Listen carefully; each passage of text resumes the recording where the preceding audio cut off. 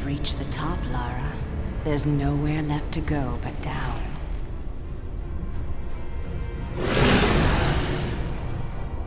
You're rebuilding the army of Atlantis. This pyramid breeds far more than the soldiers you've faced. With the Scion, I now have the means to create anything I desire. What is it you desire, Natla? It takes 3 to rule.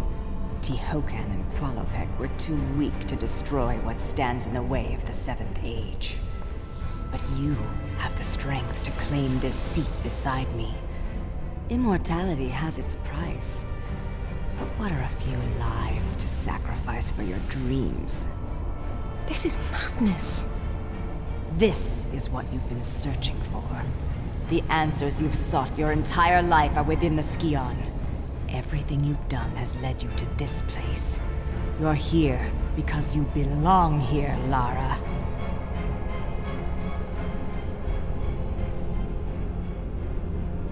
That's who you are.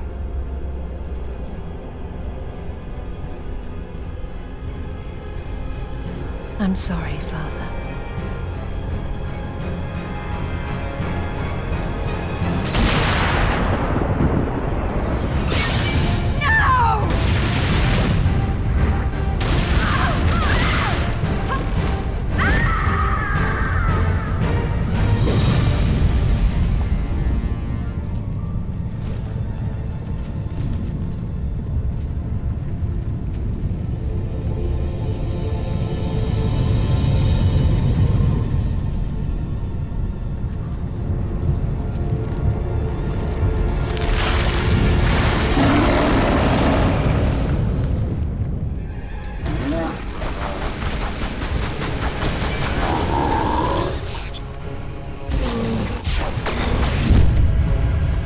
Hello everyone, welcome back to Tomb Raider Anniversary, and yes, it is the final conflict. This is the last proper episode in the LP at least. I do hope to at some point do a bonus episode showing off a little bit of Croft Manor. Don't think that I will be completing it, mostly because I think you have to like get all of the artifacts in the rest of the game in order to like actually have everything in Croft Manor, if I'm not mistaken. And there you go. Yeah, it took me a couple tries to really get the hang of doing these these adrenaline shots. It's supposed to be at a point in the game at this point where you've done it many times very successfully, and so something like this shouldn't be super difficult. And it's not that difficult of a final boss, mostly because it is not the final boss. Spoilers. I mean, it kind of makes sense. I think most people would expect that the final boss wouldn't just be this. But yeah, a little bit of finagling and fooling around here for the first couple of minutes, and the pattern is kind of weird because, yeah, you have to get it to where it is, you know, sticking its arm into things, and then you shoot its arms off so that when it hangs over the edge, it can't come back up. And it's like everything else where the annoyingness just kind of comes out of trying to line up the adrenaline shots the way you want and everything, because otherwise they'll just roll into the walls and get right back up. But it's not too hard of a boss. They give you plenty of health pickups here and around the rest of this end level and in the level before this that we did in the last video.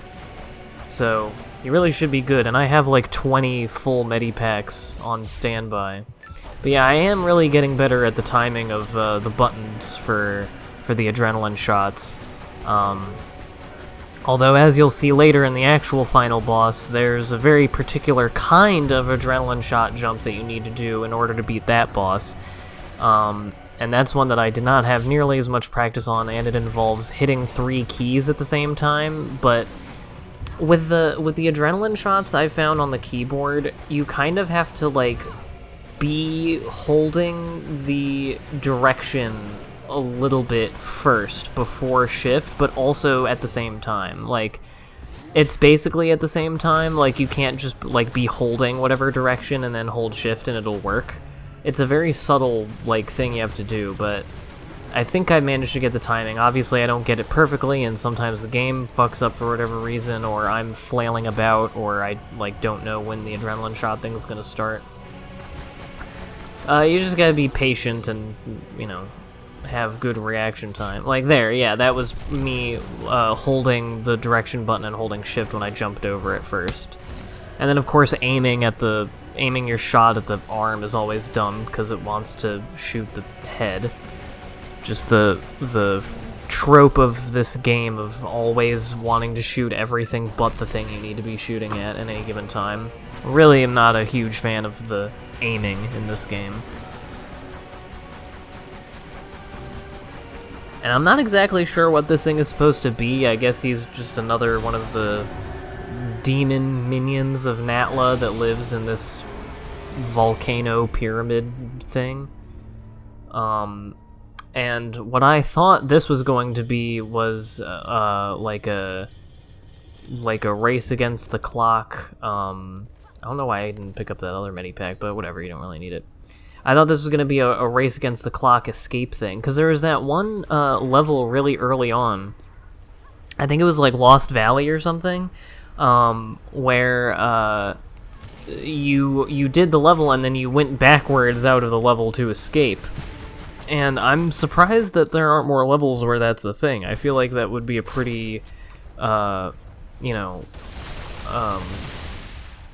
kind of intuitive way to do at least some levels in a game like this, where, like, you know, maybe there are booby traps that are only set after you've already gone through the level and then you have to deal with them on your way back, but there's, like, limited time because shit's falling, and this could be that it's, like, filling up with lava, blah, blah, blah.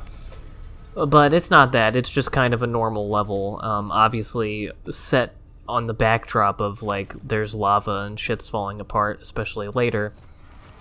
But for right now, it's mostly just a normal level where you're, you know, hitting buttons and getting murdered and trying to murder and jumping and stuff and finding little secrets. I don't know why I said it like that. And also, apologies if you can hear my washing machine. I think I said that weird too. I was trying to say washer and washing machine at the same time. I said like washing machine. But yeah, sorry if you can hear that. It's always loud, but gotta do laundry. What do you want to do? What do you want me to do? Anyway, lots of annoying buggers to shoot at every time you do anything in this level, because I mean, you are in heck, so I understand that it's like enemy town. And this part was a little bit confusing. This is one of those times in this game where it was not immediately apparent to me, like, what thing is interactable with. I mean, of course, getting over the problem I'm having currently, where I can't get out of a pool and getting my dick sucked by these enemies. I like that guy in the back, just running into nothing. It really it is, like, I guess the counter to how shitty the aiming and combat is in this game is the counterpoint to that is that the enemy AI is fucking garbage. So even though they can be pretty ruthless, and especially those flying bastards, they can really fuck you up if you're not looking or moving around enough. But yeah, that little thing that was shaped like a thing that I just saw, yeah, you're supposed to, like, hop onto that and pull it down, and there's a target under it that you shoot it to activate something, and that's what opens up these circular doors underwater here that I'm not showing at the moment. Yeah, right there. I didn't know that at the time, though, so I basically did everything else in this section of the level, and then was like, okay, I give up, and then I went and looked at a guide, and bada boom, bada bing. Lots of looking at a guide in this one, because I am a baby, but that really shouldn't be news to anybody, and I doubt it bothers anyone. I really would be surprised if anybody gives a shit. But I know that it kind of makes me a big noob and a loser and not a true... I don't have, you know, as much as I've played video games over the years, it's been such a smattering and really, you know, not... I feel like just because I've played a lot of different kinds of games doesn't mean I've honed many skills. I think compared to the person who doesn't play video games at all, I probably fare pretty well at most of the stuff that I have at least played before. Like, you know, granted, most of it is like fairly child or family friendly things. So what does that say about me? But whatever. Anyway, just doing some yumping here. Didn't think I was gonna do that, but I did. And then you're up here. And this is where I was like, okay, so obviously this does mean something. And wouldn't you know it, it does. So then you just do that with the other two, and then you're golden.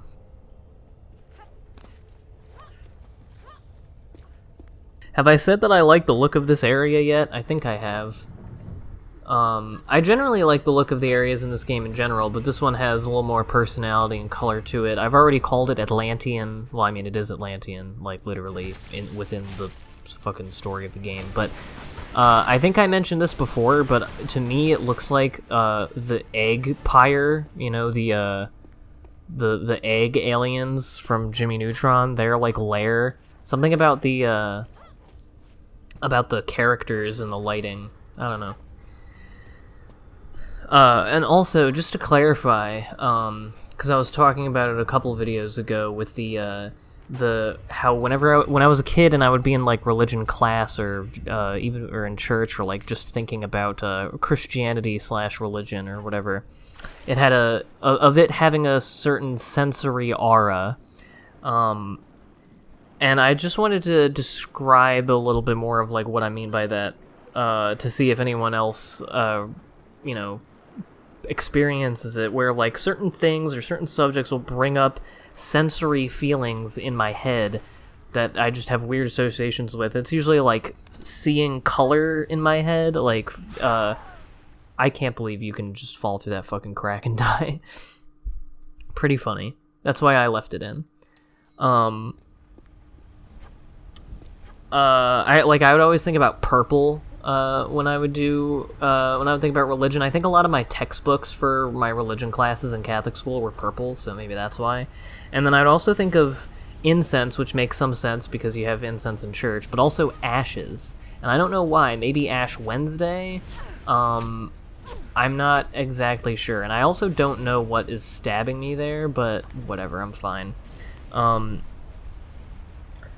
yeah, I like smell or think of ashes. Also, I think back of a thing we did in first grade around Easter time where we were reading the story of like the Passion and Crucifixion, the very kid-friendly story. And we had these little thingies. We had this like, I don't know what it was, but we would open up these little flaps and there would be little objects in them.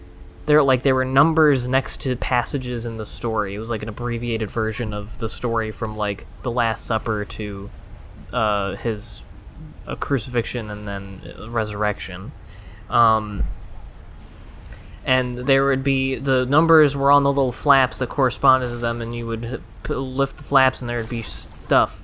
And so like I remember there were 2 rolling dice in one of them for the part where the centurions are casting lots for his robes, and then there were nails for when he's getting nailed, and I guess it did its job because it instilled a very tactile and sensory memory for me of those things as a child. Blood on your hands. Do you believe it was spilled for the good of all man, or for your own selfish desire? Look inside yourself, Lara. Your heart is as black as mine. So here is the actual final boss. We're fighting Natla, aka, I don't know if she has like a cool Atlantis god name, but first thing to do is to shoot out her wings. That's kind of the easy part. Of course, I'm getting my ass kicked doing that. And then a little bit later, when she's running around at you and you have to do some cool flippy shits, that's when things get a little more complicated. But Yeah, so like another example of that would be whenever I think of Toontown or whenever I'm playing it and I use a throw gag, I always smell in my nose like cupcakes or like sweetness. Whenever I look at, especially like the cupcake and then the whole cream pie, which is still a hilariously named thing for a children's game. But yeah, just the way they look, I remember when I first was playing through the game, I just got this smell in my nose where I could smell a cupcake or cream, frosting, and I still get it every time I play the game or even really think about it. I also often, when I'm playing Battle for Bikini Bottom and specific parts of that game, I have I can remember sitting on the cold family room floor in my pajamas. Look at that ass, by the way. What the fuck? Never even noticed that. I cannot die, you fool. Actually, you can.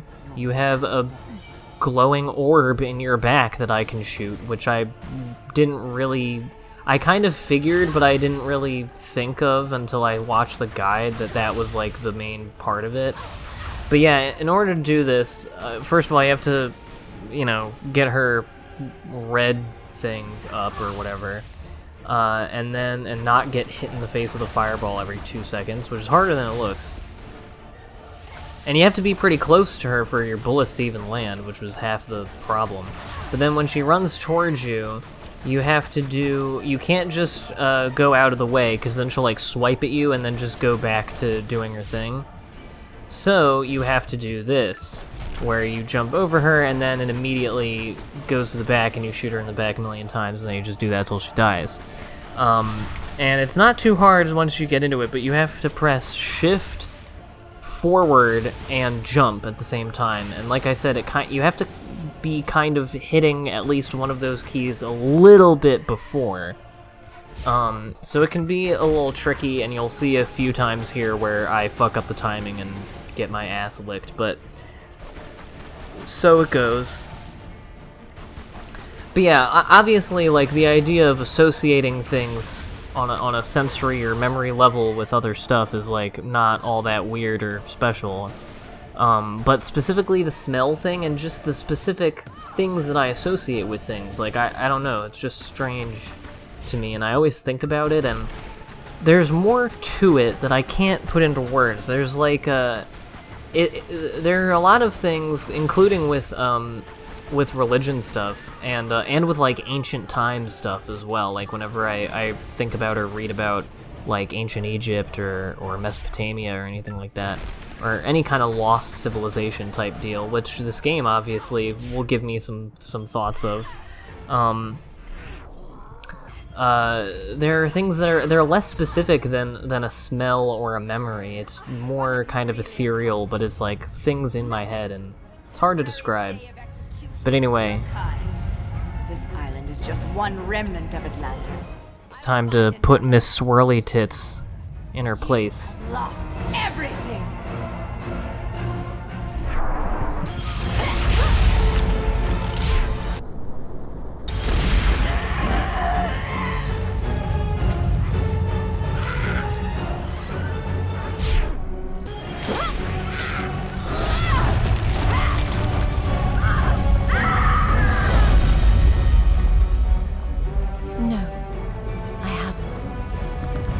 So I guess the blue thing in her back wasn't actually the thing that you had to do to kill her, it just weakens her and then you just smash her really hard. That's really funny to have like a goddess character who's like, I can't die, I've been alive for, thousands of years, and no one ever just tried to, just smash her with a big rock. Like that never worked before. No one ever had that idea. Also, lots of really weird lighting fuckery in this scene with all these explosions. I don't know if this is how it's supposed to look or if I have my settings all askew and it makes it look shittier, but apologies for that if it's distracting. Also, gotta love Lara's hair. Her ponytail fucking vibrating in the wind even when she's not really moving. Look at all that blood on my hand.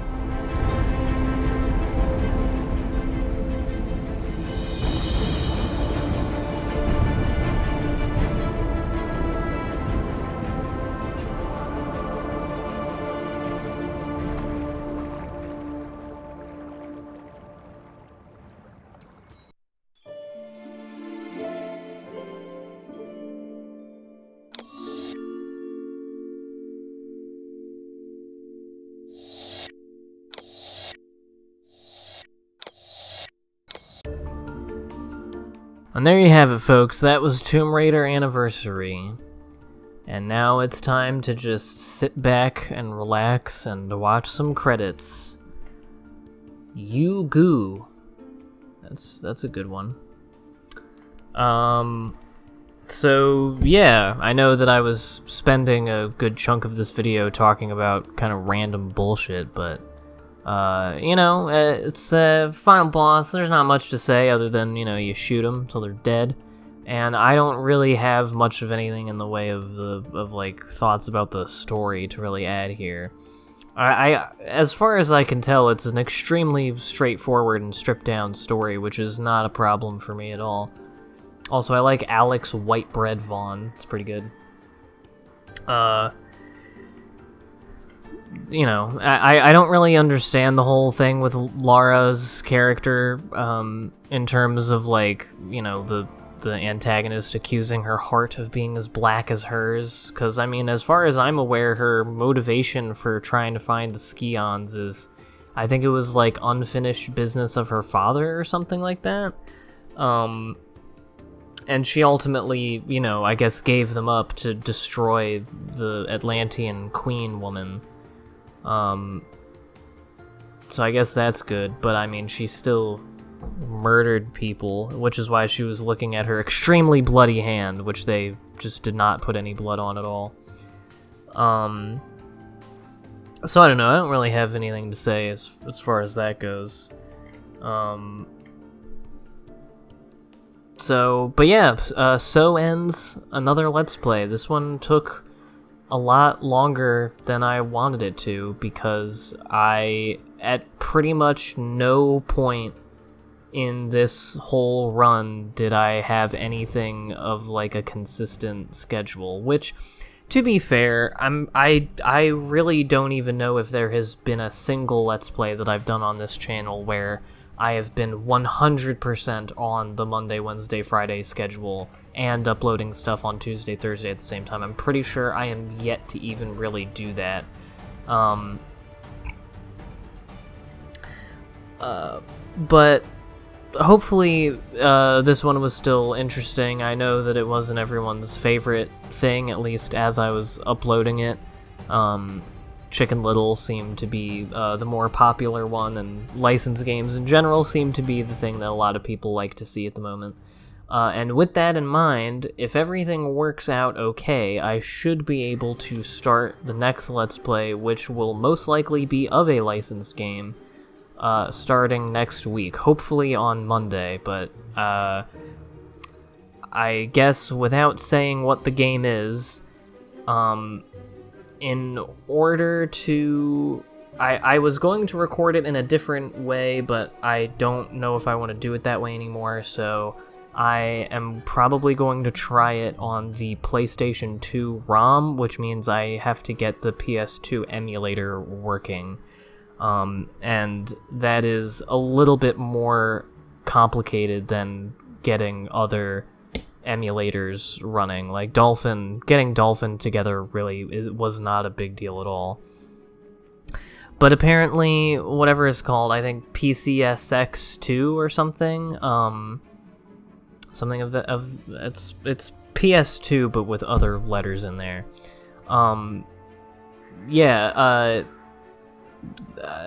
That one apparently is a little bit more of an ordeal to set up than other ones, so hopefully I can get that all up and running by Monday. But you know, it's a busy time of year, it's a stressful time of year, there's a lot of things going on. Obviously all of the pandemic shit is really not going very well right now.